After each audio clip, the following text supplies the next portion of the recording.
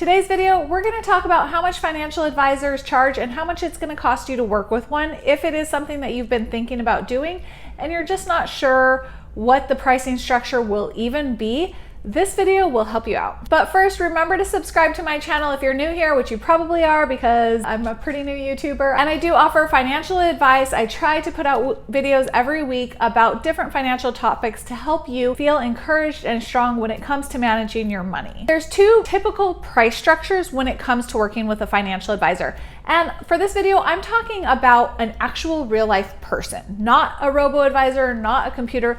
That is another video and I do talk about it in this one, so take a look at that. If you do want to know more about robo-advisors, they are a great alternative to working with a human if you're not quite ready to do that. The two types of fee structures that are out there are typically either commission-based, meaning you get charged for every single transaction that the advisor does for you, or there's fee-based, and that means you get charged a certain percentage based on how much money you have with the financial advisor. If you have $100,000 with them, they will charge you a fee, typically around 1%, to manage that $100,000. If it is $100,000 and it's 1%, you're paying $1,000 per year for the advisor to manage your money. If the financial advisor is a commission-based advisor, then they may buy stocks, bonds, mutual funds, different investment products for you, and they may charge you $25 every time they buy you a mutual fund, or it could be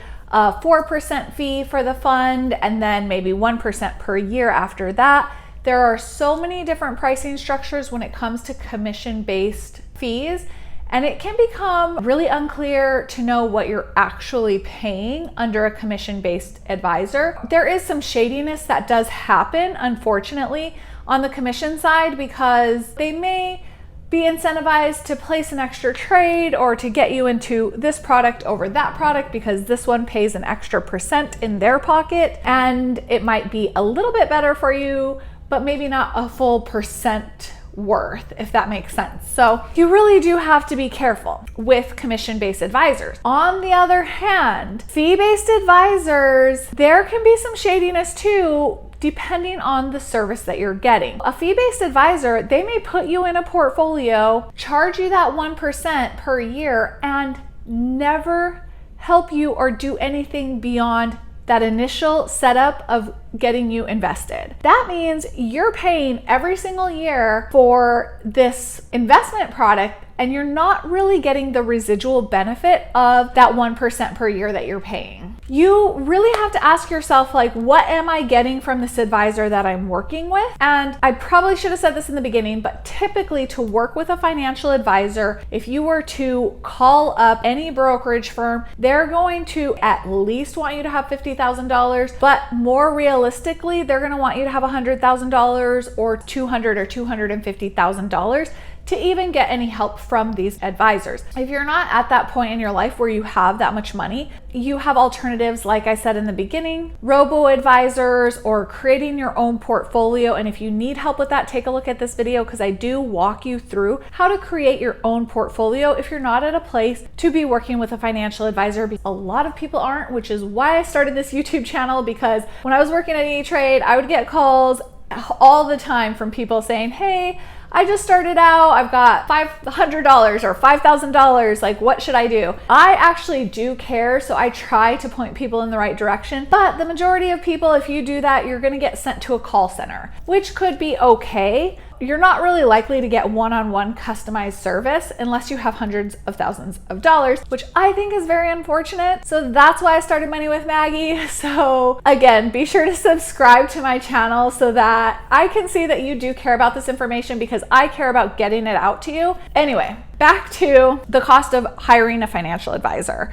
If you are ready to work with somebody one-on-one and you just want clarity in what they're going to charge, know that those are the two pricing structures. So find out which type your advisor or the person that you're looking at working with. Ask them, are you commission-based or are you fee-based? If they're fee-based, make sure that you're getting value every year from that fee. So what does that mean? What should you be even getting from a financial advisor? First of all, they need to help you to create an investment plan and put together how should I invest my money? Then once they help you with that, then they should be talking to you. They should have a regular communication schedule with you, probably quarterly. Sometimes it gets to be annually. It really depends. The more money you have, the more often they're going to be wanting to talk to you because they don't want you to get swiped up by another advisor. But the less money you have, unfortunately, the less they're going to talk to you. You're going to fall to the bottom of the list depending on the size of the portfolio that your advisor has. Like if they work with clients that have millions of dollars and you have $100,000, you're going to be the last one that gets a call every single month, if you even get a call, or every single year, whatever their schedule is. So that's something to be aware of too. I just don't like seeing people paying a lot of money and not getting the service and the value for that money. Your advisor doesn't need to call you every day, and you don't want that either, right? You've got other things to do. You want your advisor to take care of your money and you get on with your life. But you do want to make sure that they know what your goals are. They are helping you with your investments. You're in an appropriate portfolio, meaning it's not too risky, it's not too conservative, depending on your life stage. So they will help you with those sort of things. And then the fee base can vary a lot too. There's the fee that the advisor charges, and then there's the fee that your investments charge. Let's say your advisor puts you in a portfolio, meaning a basket of different investments.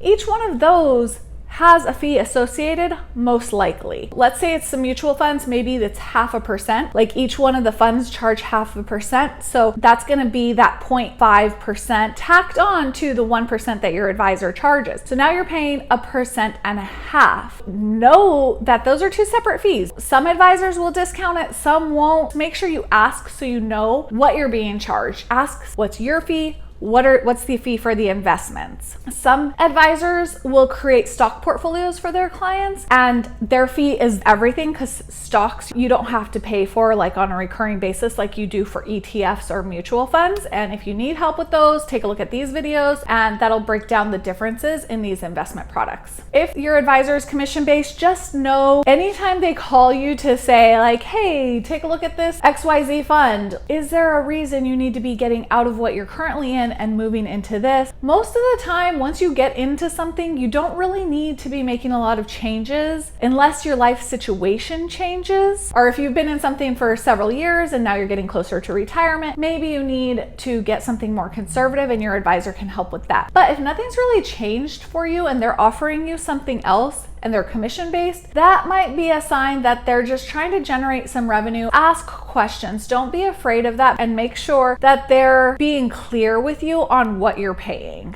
And if you don't have the 50,000 or 100,000 or more, and you're thinking of going into a bank, some advisors at banks take people with less money, like maybe they'll take someone that has $10,000, but they're gonna put you in a product that typically has a pretty high fee associated to make it worth their time. Because if you just think about it, if you have $10,000 and you go into a bank and they only charge 1%, they're gonna make $100. If that $100 is divided by 12, they're making like $8 a month or something. So they're gonna be less likely to give you actual good help. And if so, they might just put you in something that charges maybe 3%, and they can make $300 right there and then be done with helping you. Which if you have $10,000 and you're gonna go into a product that charges you $300, it just isn't using your money in the best way possible, especially with how many products we have available to us. That's just more money in your pocket, more money to compound and grow over time. I am definitely not saying like never pay anything, because it is nice to get help from a real life person from time to time, and sometimes you just have to pay for that. Just make sure that the value that you're getting is worth the price that you're paying, and you're not being overcharged simply because you have a low account balance or you just don't have enough. If you have any questions, or if you've thought of working with an advisor, maybe you've been too afraid to do it, there are so many resources and you can still get help. So don't feel defeated if you can't get that one-on-one help from somebody. You can still get good financial advice. Subscribe to my channel so you can get some of that advice from myself. Let me know in the comments below if you have any questions, and I will see you next time. Bye.